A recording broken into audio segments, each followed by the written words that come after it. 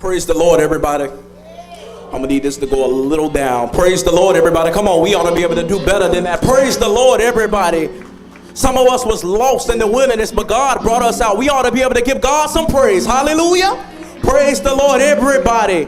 Amen. The title of the message is today, don't get stuck in the wilderness. See, some of us don't been through the wilderness, and some of us don't been in the wilderness, but we need to thank God that we didn't get stuck in the wilderness. Amen. Come on, turn to your Bibles with me once I get done praying. Most Heavenly Father, I just thank you for this beautiful, blessed day, Lord. Lord, I just ask you that you'll speak to me, Lord, and speak through me, Lord, in Jesus' name. Turn to your Bibles with me to Exodus 21. Verse 1 through 6, if you have your Bibles with me. And if you have it, please say amen. Now, matter of fact, it was 19. Let me make that correction. Exodus 19, 1 through 6. And the third month, when the children of Israel was gone forth out of the land of Egypt, the same day they came into the wilderness of Sinai, for they were departed from the Rephidim, and were come to the desert of Sinai, and had pitched in the wilderness, and the Israel came before the mount. Verse 3, and Moses went up unto God, and the Lord called unto him out of the mountain, saying, Thus shalt thou say to the house of Jacob, and tell the children of Israel, Ye have seen what I did unto the Egyptians, and how I bare you on angels' wings, and brought you unto myself. Amen. See, the Israelites was freed from the Egyptians. See, they was going through the wilderness. See, a lot of times in our life, God put us through certain tests or certain trials.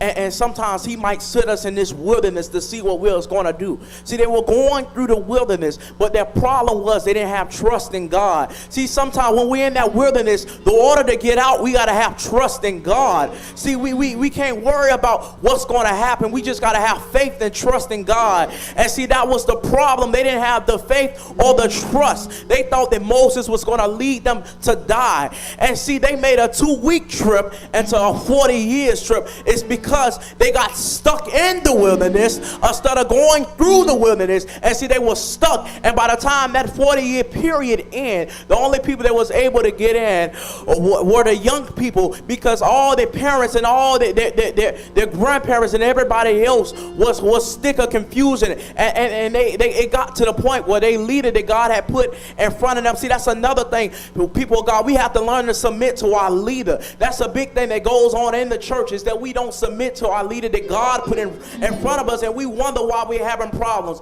We're wondering why our children are disobeying us. We're wondering why we can't pay our bills. We're wondering why this and stuff is happening to us, because God put people in front of us to lead us and guide us into the direction he needs us to go. God put Moses in front of the Egyptians. God made a promise to them that he was going to get them to the land of milk and honey, but they didn't trust him. They thought that God was going to lead them and have them in there to starve or to die. But God, he was going to deliver them. He was going to put them in the right land. They just had to wait and be patient. But they wanted to argue with their leader. They wanted to fight with their leader. They wanted to debate with their leader. And that's where they messed up at. And to the point where their leader got tired of it and he struck out. See, sometimes our leaders, we may be wrong for this, but sometimes you push your leader and then they struck out. And see, that's where the Israelites messed up. Brothers and sisters, she gave me 10 minutes today. And I told her I'm a very quick speaker.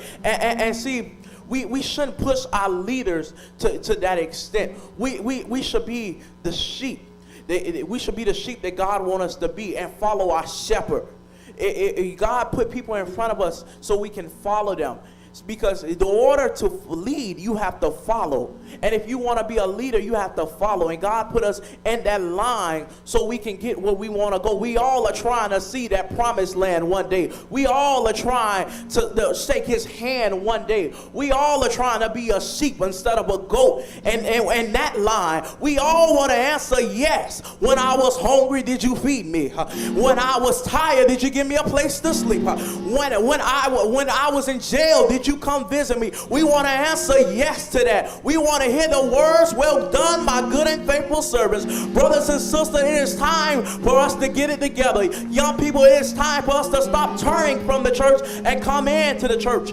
Adults and older people, it's time for us to invite the young people in, and it's time for us to pull the young people in. It's time for us to stop ignoring our youth, because we wonder why they're trying to fight us, or we wonder why they're trying to destroy us. It's because we're not bringing them in, but we have to bring them in. And you, when you come in, you have to abide by your leader. You have to listen to your leader, because that's the person who's going to get you to that spot you want to be in. Amen. God bless you all. I told you I was going to be very short today. Amen. Praise the Lord. I'm going to sing this quick song, for you guys. It's my testimony, because when I first got into ministry, being so young I am, a lot of people ignored me. A lot of people looked down on me. Before I got in ministry, I wasn't so always a good kid. I was a little troubled at times. But this song, it played on my phone before I got in ministry, and it goes like this. He saw the best in me when everyone else around could only see the worst in me. Oh,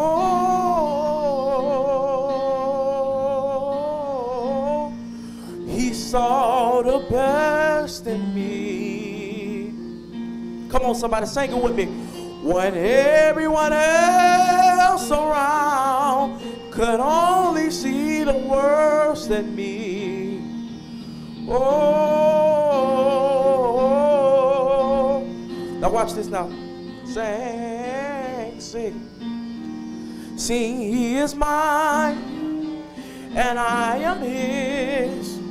It really doesn't matter what I did.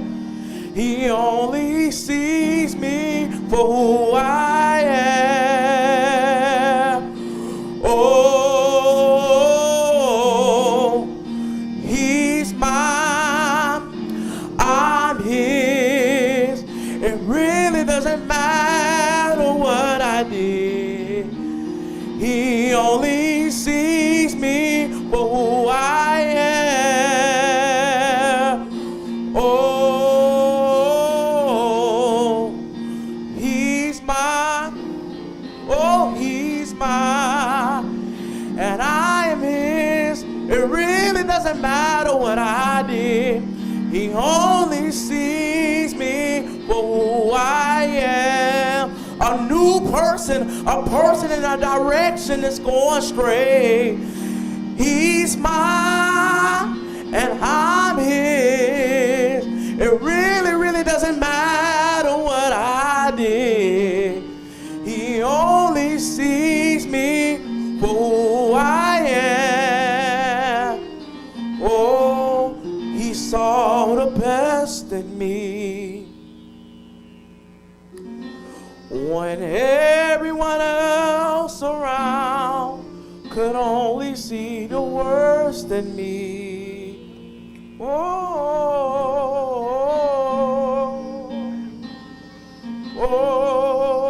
he saw the best in me. How many of y'all have been down before? And a lot of people have tried to break you down. But let me tell you something.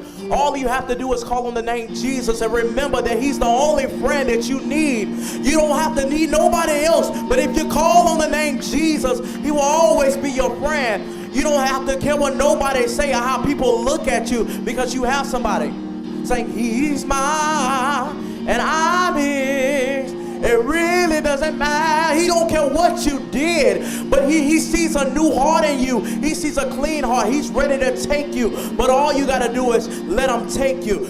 Don't mind what nobody say. Young people back there, when you're in school, don't care what anybody, how they talk about you or how they treat you or how they look at, because you are a child of God. And if you show that you're a child of God, they will respect you. Amen. God bless you. Older people, when you go to work and your boss is trying to put you down, but all you got to do is let them know, I'm a child of God and you can't destroy me. You know why? Because I'm in my armor. I have my shield and my sword. God bless you.